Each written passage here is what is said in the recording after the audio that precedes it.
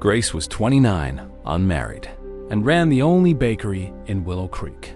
Her brother was the sheriff, a good man with a hard sense of justice. One morning, a thin young man knocked on her back door. He said his name was Samuel and he needed honest work badly. Grace saw his trembling hands and asked if he could bake at all. He said no, but he could carry flour and scrub pans until dawn. She hired him on the spot because her back ached from lifting sacks. Samuel worked harder than any man she had ever employed before. He arrived before sunrise and left long after the moon rose. He never talked about his family or where he came from originally. Grace noticed but did not pry because everyone deserves some secrets. One evening, she found him crying behind the flour barrels alone. She sat beside him and asked what weighed so heavy on his soul. He said, "If I tell you, you will fire me and call the sheriff." Grace said, "Try me, Samuel, because I have heard worse confessions before." He admitted his father was a cattle rustler named Silas Boone from the next county. He said, "I never stole anything, but the blood still runs in my veins." Grace was quiet for a long minute, then asked if he ever hurt anyone. He said, "No, only myself, by running away from a name I hate." She took his hand and said, "Your father's crimes are not yours, Samuel." He wept harder because no one had ever told him that before today. She said, "You stay here, and I will protect you from the gossip." For 3 months, Samuel worked and learned to bake simple bread loaves.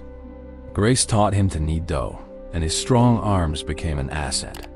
He learned to smile again, especially when she praised his cinnamon rolls. She learned that he recited poetry while shaping loaves before dawn. One day, a traveler recognized Samuel's face from a wanted poster of his father. The man ran to the sheriff and said Silas Boone's son is hiding here. Grace's brother, Sheriff Thomas, came to the bakery with a grim expression. He said, "Grace, step away from the boy. He's a criminal's get." Grace stood in front of Samuel with her rolling pin raised firmly. She said he has done nothing wrong except be born to a thief. Thomas said the town will want him gone. "Grace, you know this well." She said, "Then the town will have to go through me and my oven."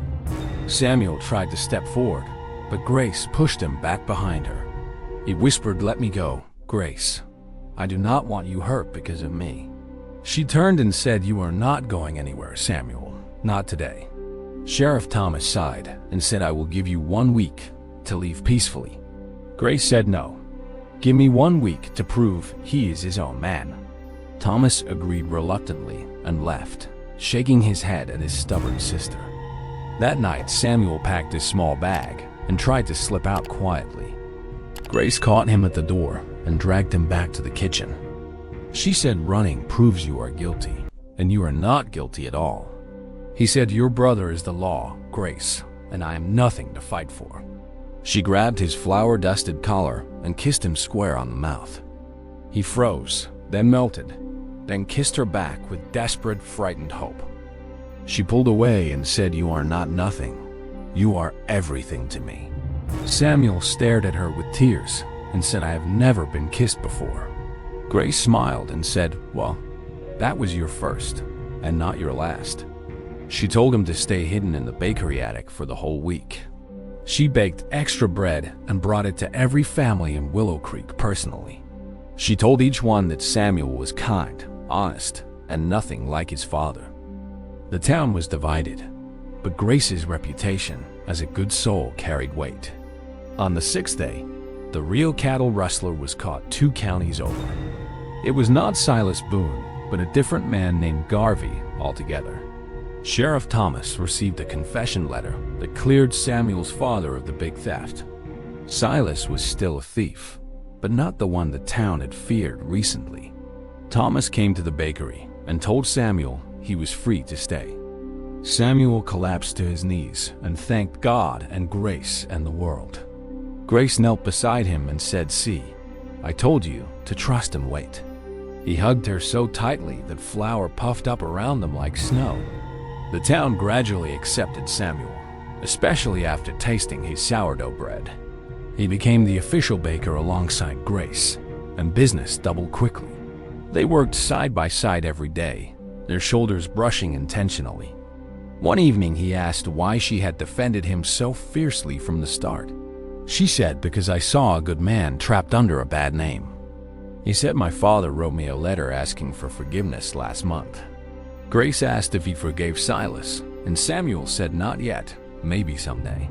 She said that is honest, and honesty is better than false peace always. On Christmas Eve, Samuel baked a loaf shaped like a heart for Grace. He put it in a box with a note that said, "I love you."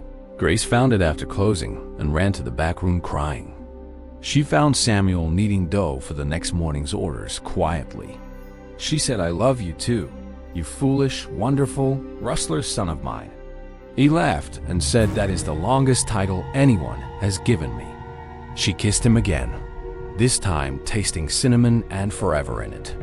They announced their engagement at the town Christmas dinner that night. Some older folks scowled, but most cheered because Grace was beloved dearly. Sheriff Thomas gave the toast and said, "I was wrong about the boy." Samuel cried openly, and Grace held his hand under the table firmly.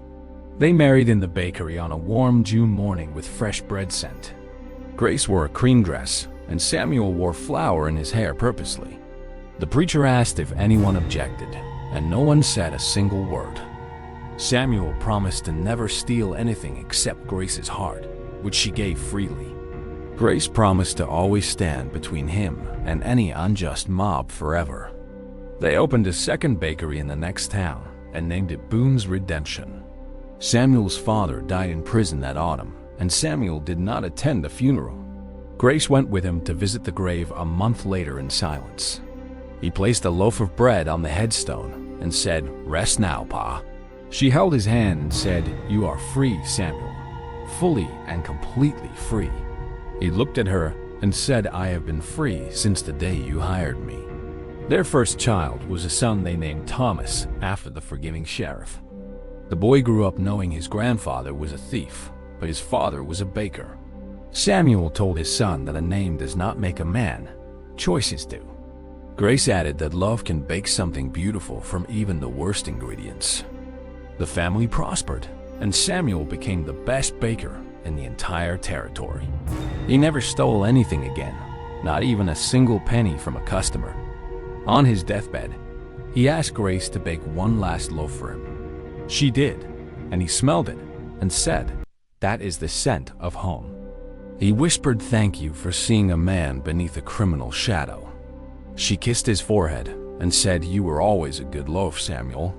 He laughed weakly and stopped breathing with flour dust in the air. Grace baked his heart-shaped loaf every anniversary for the rest of her life. The camera pulls back to show a weathered bakery sign, Boone and Grace, Est, 1887.